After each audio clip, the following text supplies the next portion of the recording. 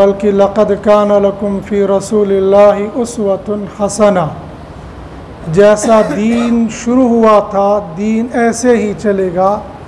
दुनिया के हालात और दुनिया के मिजाज के मुताबिक दीन नहीं चलता है, अलबत्ता कि तरीक़ेकार कुछ न कुछ बदल जाता है। हमारे बहुत बड़े बुज़ुर्ग हैं मौलाना तक़ी उस्मानी वसाफ़, वो फरमाते हैं न तो हम क़दामत पसंद है और न हम जिद्दत पसंद है, हम लोग हकीकत पसंद है।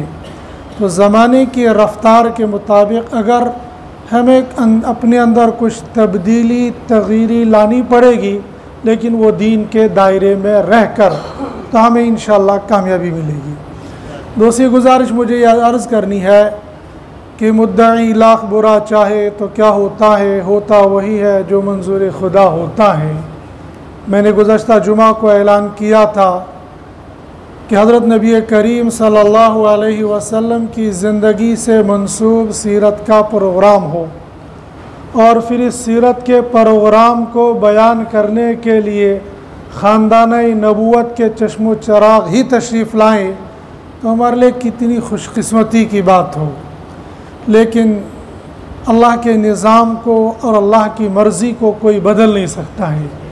इंसान इस दुनिया को बदलने की हर चंद कोशिश करता है, लेकिन इंसान के हरबे और इंसान की मशीनरियाँ और इंसान की सोच ख़त्म हो जाती है। चंद माह पहले आपने सुना होगा कि 12 घंटे तक अमेरिका का एयरपोर्ट का सारा निज़ाम दरहम बरहम रहा। अमेरिका जैसा मुल्क हो और टेक्नोलॉजी में सबसे आगे हो, 12 घंटे उनका निज़ाम दरहम भरम रहा। ये दुनिया का निज़ाम है, ये ऐसे दरहम बरहम होता रहता है और होता है अल्लाह की मर्ज़ी से। हमारे मेहमान मुकर्रम हज़रत मौलाना मुफ्ती अफ़ान साहब हफ़िज़हुल्लाह, जब मैंने उनसे गुजारिश की तो उन्होंने बहुत खुशी के साथ दावत को कबूल किया। पहले किसी और से रब्ता हुआ था लेकिन नहीं हो पाया। जब मुफ्ती साहब से गुजारिश की तो आपने कबूल किया। जब मैंने कहा मैं टिकट बना लेता हूँ, तो कहानी मैं ख़ुद ही बना लेता हूँ, अपना प्रोग्राम ख़ुद तय कर लिया और अपनी भी सहूलत, अपने प्रोग्रामों को भी तरतीब। हम ये समझते हैं कि मौलवी को कहो और आकर हमारे दरमियान में बैठ जाएगा। हज़रत का प्रोग्राम कल शाम को भी था और आज शाम को भी, और दिन के प्रोग्राम तो होते रहते हैं। इसलिए तरतीब ऐसी बनाई थी, रात को 11 बजे वहाँ से निकलना था, मुरादाबाद से निकलना था और ट्रेन बिल्कुल आए और लुधियाना में आकर हालात ने पलटा खा लिया। जैसा आपने सुना होगा कि रास्ते तमाम ब्लॉक कर दिए गई, ट्रेनें कैंसिल हो गई। फिर हमने रात के 1:30 बजे तक गाड़ी का इंतज़ाम करना चाहा, लेकिन रास्ते भी बंद हो गए। अल्लाह की मर्ज़ी। जिस वक्त मुफ्ती साहब ने ये मुझे सुनाया तो ऐसा जैसे शाख गुज़रा, 1 घंटे तक करवटें बदलता रहा और मैं अपने ये समझा कि शायद हमारे इखलास में, शायद हमारी कोई नहुसत रही, सीरत का जलसा और प्यारे नबी सल्लल्लाहु अलैहि वसल्लम के ख़ानदान का फ़र्द हमारे दरमियान में न पहुँच जाए। मैं ये समझता हूँ ये हमारी ही नहुसत रही। हालात तो फिर बदलते रहते हैं, हमारे इखलास में, हमारे इंतज़ाम में, हमारे दिल के खोट ने शायद उनको आने नहीं दिया। लेकिन बहरहाल अल्लाह जो करता है अल्लाह बेहतर करता है। अल्लाह की मर्ज़ी के सामने सर तस्लीम खम है। मुफ्ती साहब को फिर रात के 1:30 बजे तक वहीं बिल्कुल कोई साथी भी नहीं, कुछ नहीं। बहरहाल वो प्रोग्राम हो गया, मुफ्ती साहब को वापस जाना पड़ा। बहरहाल हमने सीरत की बात को सुना है। आइंदा मुफ्ती साहब ने फिर ये इरादा किया है कि इंशाअल्लाह मैं ज़रूर आपको कोई जुमा दूँगा।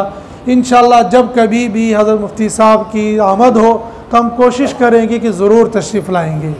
मुझे एक अक्स ये भी महसूस हो गया कि मुफ्ती साहब की आमद हो तो अज़ान भी हो गई थी, लेकिन फिर भी हमारे मजमे के अंदर शायद 100-150 बंदे ही मौजूद थे। इससे ये मालूम हो जाता है कि हमारे दिल के अंदर नबी सल्लल्लाहु अलैहि वसल्लम की ज़िंदगी को सुनने का दाइया और हमदर्दी कितनी है।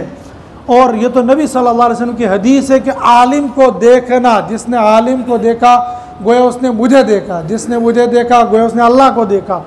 फिर जब नबी सल्लल्लाहु अलैहि वसल्लम का ख़ानदान ही तशरीफ़ ला रहा हो तो कितनी खुशी की बात है।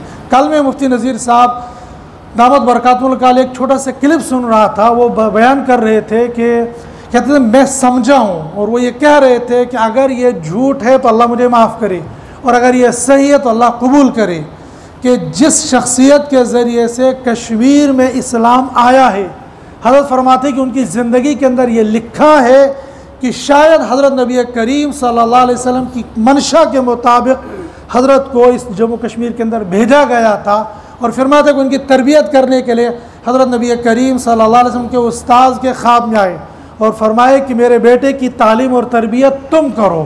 जब उन्हें तालीम और तरबियत मुकम्मल कर दी, फिर शाह हमदान को हुक्म हुआ कि जम्मू कश्मीर चले जाओ। वहाँ से इशारा फरमाते थे, जिस जम्मू कश्मीर में आने के लिए ख़ानदानी नबूवत बराह रास्त तशरीफ़ लाए हो, लेकिन हमारी कैफियत और हमारी चाहत क्या होती है, हम जुमे के दिन भी अल्लाह और अल्लाह के रसूल के फ़रमान को सुनने के लिए हमारे अंदर सुस्ती और काहिली होती है, इसको हमने दूर करना है और इंशाअल्लाह अल्लाह और उसके रसूल के पैगाम को सुनना भी है, पढ़ना भी है और उसके मुताबिक ज़िंदगी गुजारने की कोशिश भी करनी है। इससे पहले जुमे के अंदर भी मैंने दो बातों की तरफ इशारा किया था। एक तो कि हम दुरूद पाक कसरत के साथ पढ़ने की कोशिश करें, ख़ास तौर पर रबीउल अव्वल के महीने में, और सीरतुन नबी सल्लल्लाहु अलैहि वसल्लम के हवाले से जितनी किताबें लिखी गई है उन किताबों का ज़रूर हम मुताला करें ताकि हमारी ज़िंदगी सुन्नत और शरीयत के मुताबिक गुजर जाए। व आखिरु दावाना अल्हम्दुलिल्लाह। नारे तकबीर, नारे तकबीर।